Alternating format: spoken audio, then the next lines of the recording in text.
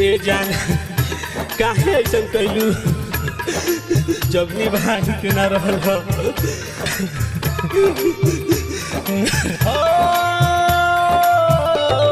सनम तू तो भूल गइलू दिहल सभे वादा काहे हमारा के दे गइलू दागा ए जान हो प्यार कई के हमसे ए जान करार कई के जान हो कि हमसे करार कई के तू तो भूल गइलू दिहल सभे वादा काहे हमारा के दे गइलू दागा ए जान हो प्यार कई के हमसे ए जान करार कई के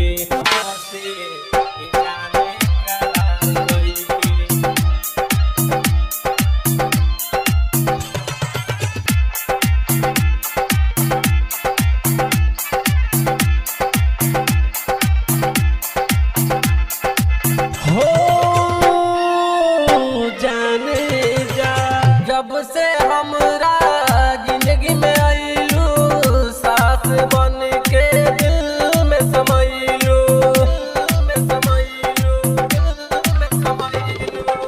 तोहरा पे जिंदगी बा कुर्बान हो तोहरा बिना सुना लागे जहान हो जान लेके कहाँ चली गइलू काहे गौतम के पागल बनैलू ए जान हो प्यार कई के जान हो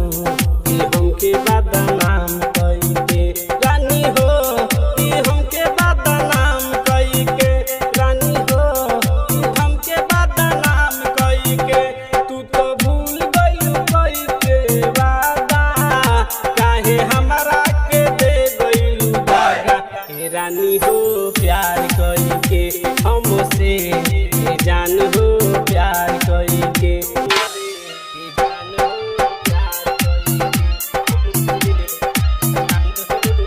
आप सुन रहे हैं सलोना म्यूजिक की प्रस्तुति।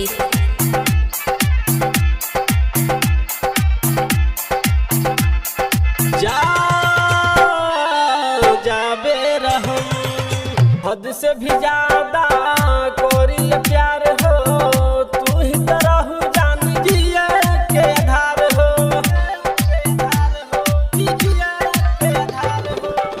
साथ मरे के आदत कैलू नहीं के धागा तोड़ के गइलू राहुल तोहर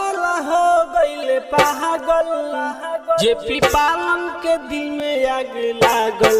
जान हो प्यार कई के रानी हो कि हमके बदनाम कई के रानी हो कि हमके बदनाम कई के करे जा हो कि हमके बदनाम कई के तू तो भूल गइलू गइल सब वादा काहे हमारा के दे गइलू दागा ए पूजावा